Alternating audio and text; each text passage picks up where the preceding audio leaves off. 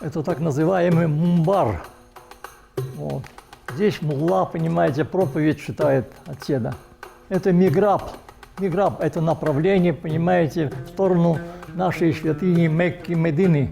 Если приезжают мусульмане, настоящие, понимаете, арабы, там, турки, то у них есть компас. Они ложат на пол компас, проверяют, понимаете, направление, вот так. У вас проверяли? Ну, проверяли тоже, да. Все да. нормально? Все нормально, совпадает.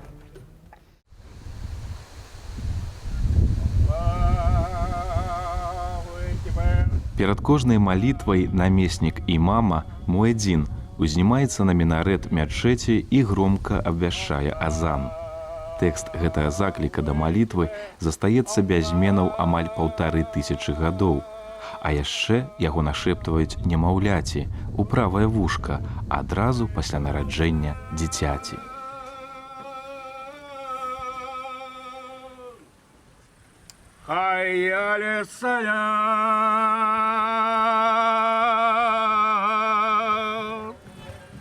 Архітэктурныя асаблівасці мячэту ствараюць прастору для дыялогу з Богам. Унутранае аздабленне мячэтаў заўсёды было вытрыманае ў строгім, высакародным і адначасова простым выглядзе. Усё працуе на ідэі ўнутранай гармоніі і ўпарадкаванасці. Мячэт у Наваградку не выключэнне. Бисмилляхи-рахмани-рахим, во имя Бога милостивого, милосердного. А это здесь 16 наших пророков, всех наших пророков, понимаете. Мы то евреи были, они, понимаете, или какие, понимаете, все пророки были. Вот это, значит, поминаем мы. Вот каждую пятницу после молебен, понимаете, мы поминаем их имена.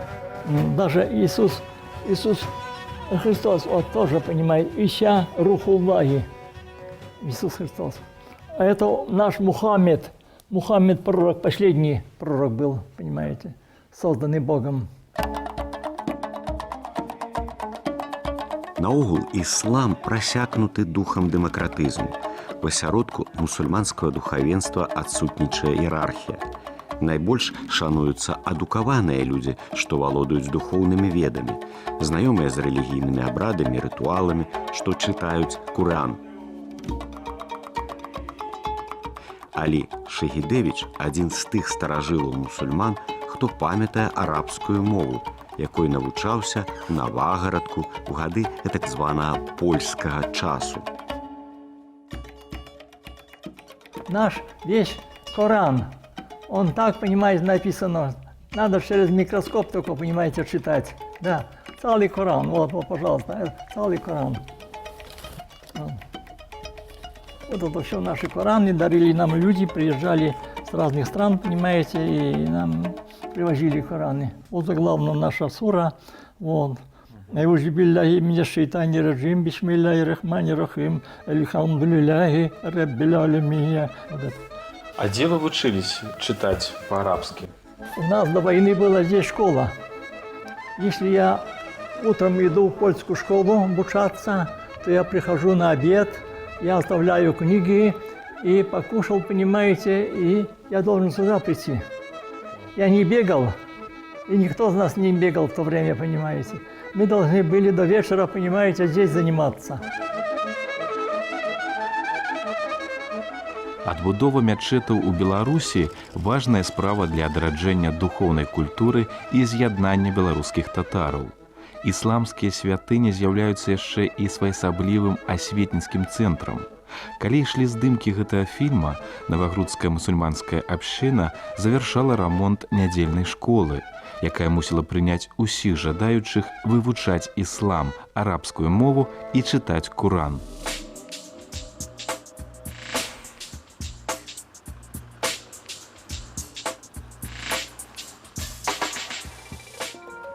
С 1 сентября, иншаллах, я надеюсь, что мы закончим ремонт, и дети, желающие, у нас много детей здесь, в Новогрудке, будут ходить, я надеюсь, будут изучать Коран, будут изучать ислам. Есть желающие. Конечно, много. За советское время потеряно очень много. Наши предки сохраняли это веками. Ну, пока вот в советское время не убрали мечети, церкви, когда это все рушилось. Теперь это все восстанавливается. Молодежь нехотя, как бы еще не понимая, но с наущением родителей, с беседами с нами, со старейшинами нашего города, люди понимают, люди тянутся, и молодежь наша идет, будет учиться. Я надеюсь, что все будет, иншаллах, хорошо.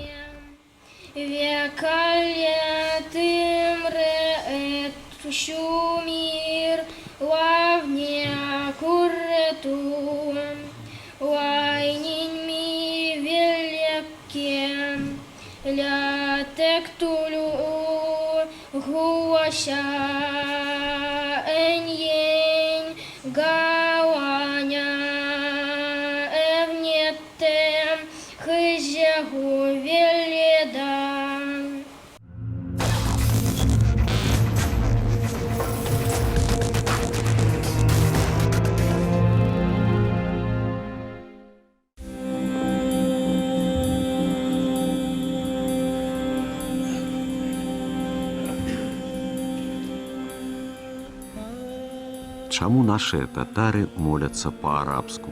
Справа ў тым, што мова Курана і хадысаў успрымаецца мусульманамі найперш не як мова арабаў, а мова прарока Мухаммада, на якой той пачуў словы самога Аллаха.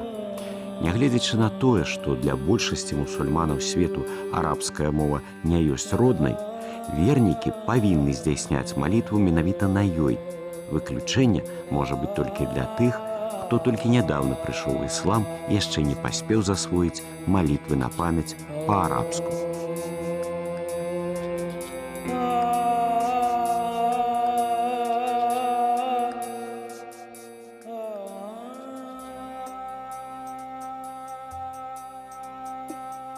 Наши предки тоже были умные люди, понимаете, высокограмотные люди были. Они знали свой арабский язык, понимаете, писали такие китабы большие, понимаете, книги. Вот мне тоже было сохранилось, что книга, понимаете, такая от деда моего, понимаете. Мой дед прожил за 100 лет. И он оставил, понимаете, такую книгу, называемая «Китаб». «Китаб» — это по-арабски книга, но она рукописная, такой красивый очень почерк. Но я ее передал в Польшу, там одной, понимаете, девушке, она арабистику изучала, она сейчас уже там ученая. И вот я ей подарил, понимаете, ввиду того, что у нас некому было, понимаете, подарить. Вот. Мои внуки, они не причастны к этому. Я ей передал, понимаете, чтобы она ее сохраняла, эту книгу.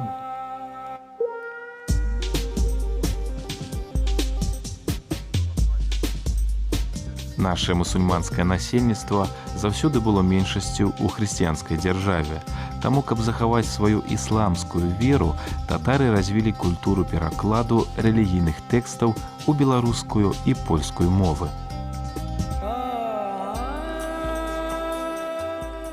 Так вось, каб не згубіць арыгінальны арабскі тэкст, пераклады яны пісалі пад радком з уласна арабскай мовай. Так узніклі так званыя тэфсіры. Тое, што датычыцца ўвогуле ўсёй літаратуры, якую стваралі беларускія татары, то яе можна падзяліць на некалькі разнавіднасцей. Па-першае, гэта кітабы, тэфсіры, хамаілы і таджвіды. Ну і асобна я бы аднесла далавары ад турэцкага дуа. Нагадваюць скруткі паперы з малітвамі, якія клаліся нябожчыку ў магілу. Асобна даследчыкі не адносяць дуалары да кніжнасці, але я лічу, што іх таксама трэба разглядаць як пісьменнасць. Коран з пункту гледжання асноваў ісламу у прынцыпе не можа быць перакладзены, але я кажу тут у еўрапейскім разуменні гэтага слова пераклад, то бок мусульмане называюць гэта тафсірам.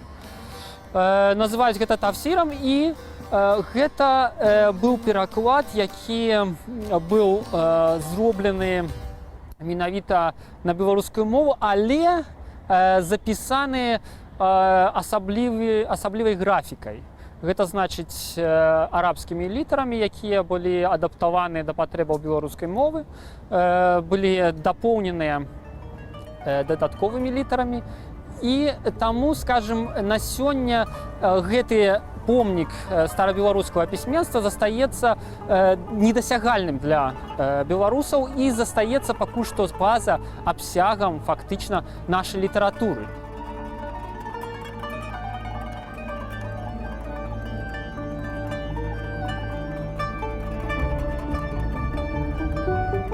У мусульманскай культуры кітабамі называюць усе кнігі. Але тая ж назва у беларускіх татараў абазначае зборнік тэкстаў, што мае характар кодэксу і змяшчае розныя паданні, цытаты з Курана, мусульманскае права, маральнае павучанне, а таксама гісторыі з розных рэлігійных традыцый. Строга кажучы, кітабы уяўляюць асобны жанр літаратуры. Татарская рукапісная традыцыя – самы трапны прыклад зліцця свецкага і рэлігійнага жыцця. Беларуская мова ў кітабах заўжды пераважае.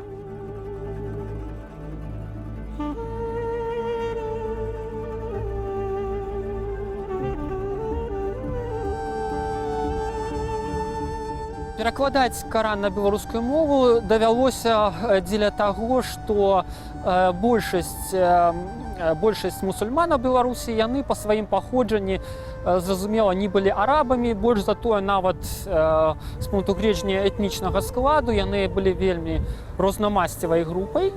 І таму для самога разумення тэксту, а разуменне тэксту святой кнігі ў ісламе, яно з'яўляецца адным з патрабаванняў да вернікаў, скажем, калі ў хрысціянстве да гэтага прыйшлі дастаткова позна, фактычна з рэфармацыяй, то ў ісламе ад самага пачатку ішлося пра тое, што кожны чалавек мусіць займацца вывучэннем сваёй веры. То бок, напрыклад, у ісламе няма духавенства. Ёсць толькі людзі, якія больш ці менш абазнаныя ў веры і таму могуць быць дарадцамі для іншых.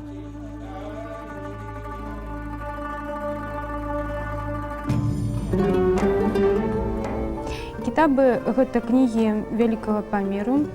Акрамя рэлігійных тэкстаў, яны таксама ўключалі ў сябе ўсходнія аповесці, прыгодніцкія казкі, разгадкі сноў. І таму гэтыя кнігі, яны не толькі рэлігійнага, але і фальклорнага складу. І для даследчыкаў яны прадстаўляюць найбольшую цікавасць. Напрыклад, у нас маецца такі кітаб 1832 года. Ён напісаны маім продкам Ібрагімам Хасіневічам на беларускай, польскай і ўключае таксама арабскую мову. Таксама ў кітабы ўключаліся і вытрымкі з Карана, асобныя суры, малітвы з тлумачэннямі на беларускай і польскай мовах. Вось калі разглядаць беларускую мову на падставе кірылічных тэкстаў, то тут мы не ўбачым той асаблівасці, як дзеканне, цеканне. Не настолькі выразна кірылічныя тэксты адлюстроўваюць вось гэтыя асаблівасці беларускай мовы. І беларускія філолагі, у прыватнасці Віктар Несцяровіч, які таксама даследаваў беларускія кітабы, ён звяртае ўвагу на тое, што менавіта у беларускіх кітабах змешаны ўсе гэтыя асаблівасці, якія могуць адлюстраваць гэтыя акалічнасці беларускай мовы, якую можна даследаваць па беларускіх кітабах.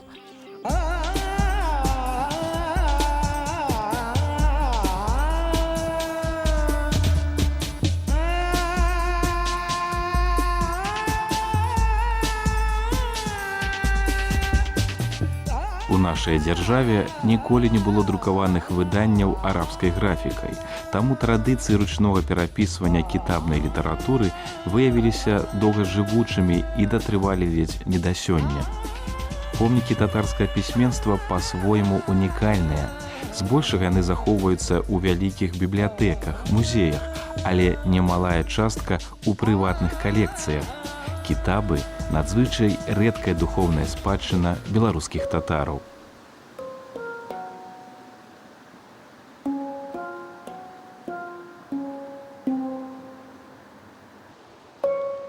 Калі мы бачым тут арыгінны арабскі тэкст, то вось гэты наўскосны пераклад ён на беларуска-польскай мове, але арабскімі літарамі. Той чалавек, які ведаў арабскі алфавіт, ён мог пры дапамозе арабскіх літараў адлюстроўваць беларускія тэксты.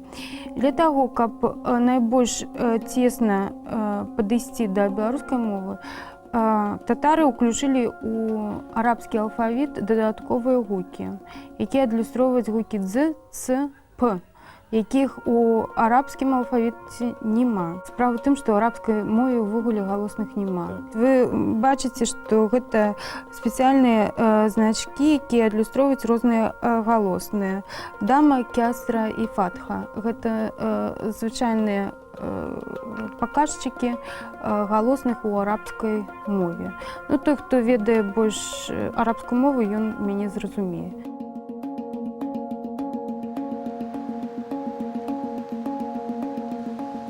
Каб зразумець значэнне татарскага пісьменства для беларускай літаратуры, адзначым, што мусульмане былі першымі, хто стварылі арыгінальную графічную сістэму, дапасаваную да гукаў нашай мовы. Мова кітабаў блізкая да народнай мовы. У тэкстах сустракаюцца нашыя словы: спрэчка, заранак, прысмакі, згода, гадаваць. Мова насычаная фразеалогіяй і беларускім сінтаксісам. Кітабы можна было б назваць зборнікамі эсэ і перакладаў.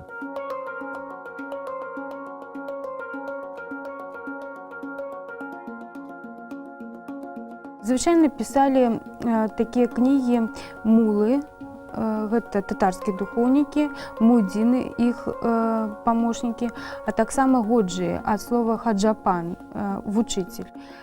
Ну, часам стваралі такія кнігі і людзі, не здольныя да фізічнай працы, але глыбока веруючыя. Пісалі кнігі у прыватнасці восенню ці зімой.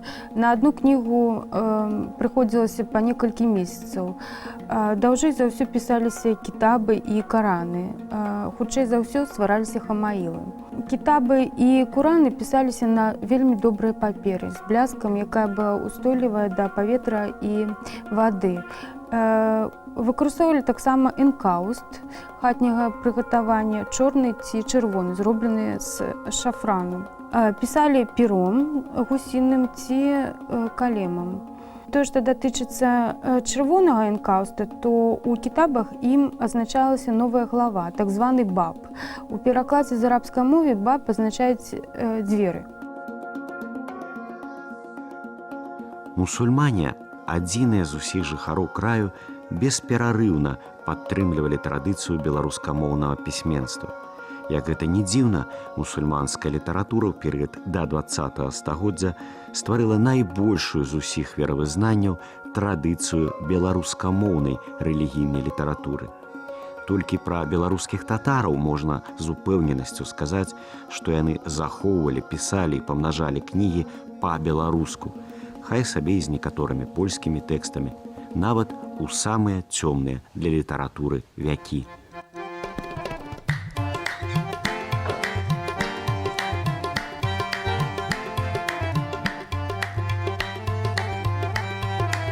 Імам івейскага мячэту Сулейман Рафалович аднойчы ўласнаручна перапісаў Куран. Бисмиллахир-рахманир-рахим. Во имя Аллаха, милостивого милосердного. Так вот, если, то можно написать, я писал такое, одну страницу за полчаса написал. Ну, а тут получалось, что лист страницы, где находится. Ну, 6 утра ёбших.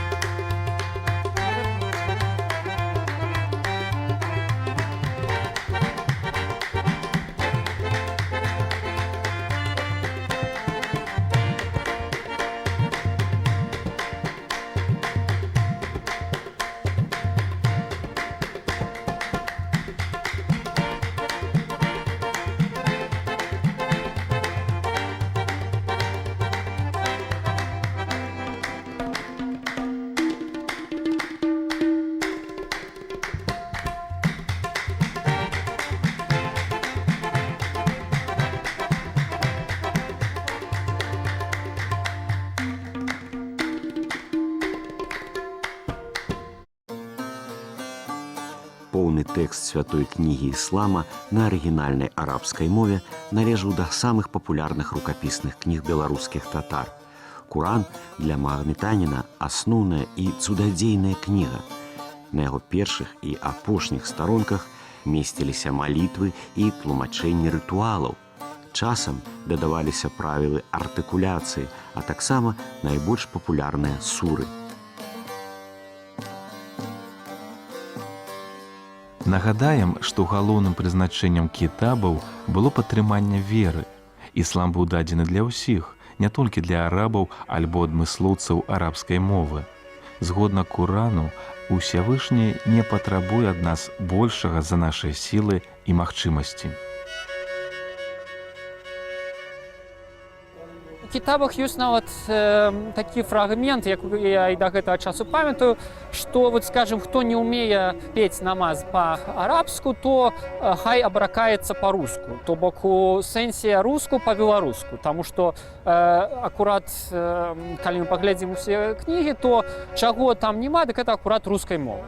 То бок там могуць быць больш ці менш паланізмаў, але, скажем, рускай мовы там няма, там або беларуская мова з дамешкам пэўным польскай мовы. Таму, скажем, пра тое, ці разумелі, то ішлося пра тое, каб зразумелі.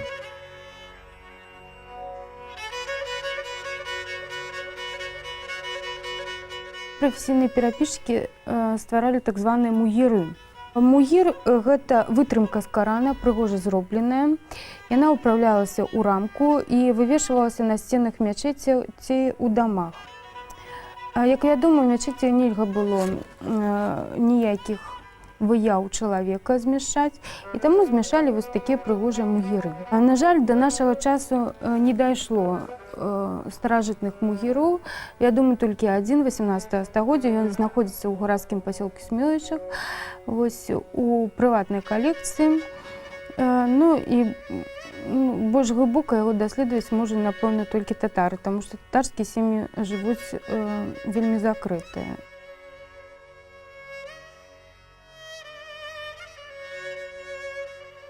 Дакладна невядома, калі нашыя суайчыннікі пачалі аздабляць унутраную прастору мячэтаў мугірамі, выдатнымі ўзорамі каліграфічнага мастацтва татараў. Ёсць меркаванне, што магічны малюнак, складзены са спалучэння формул і літараў, упісаных у геаметрычныя фігуры, мае сувязь з тымі адмысловымі знакамі, што меў на сваёй спіне прарок Мухаммад. У івейскім мячэту беларускія татары перадаюць адзін аднаму Куран. Усе чытаюць па-арабску, ва ўсіх атрымліваецца па-рознаму. Час чытаць імаму Хусейну. Сюды ён прыехаў па афіцыйнаму запрашэнню нашых мусульманаў з Турцыі. З ягоных вуснаў Куран гучыць па-новаму чыста і мілагучна.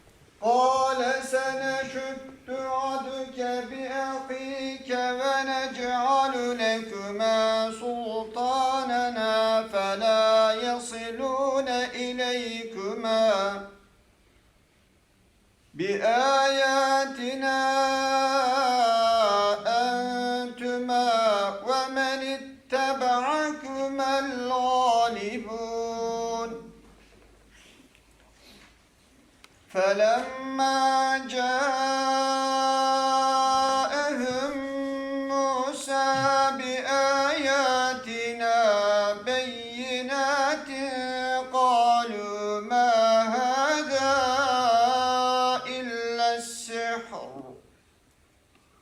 إلا السحر مفترى وما سمعنا بهذا في آبائنا الأولين. Дзе стаяў мячэт у Мінску і чым ён адрозніваўся ад астатніх ісламскіх святыняў? Ва што верыць сапраўдны мусульманін і дзеля чаго адраджаецца іслам у Беларусі?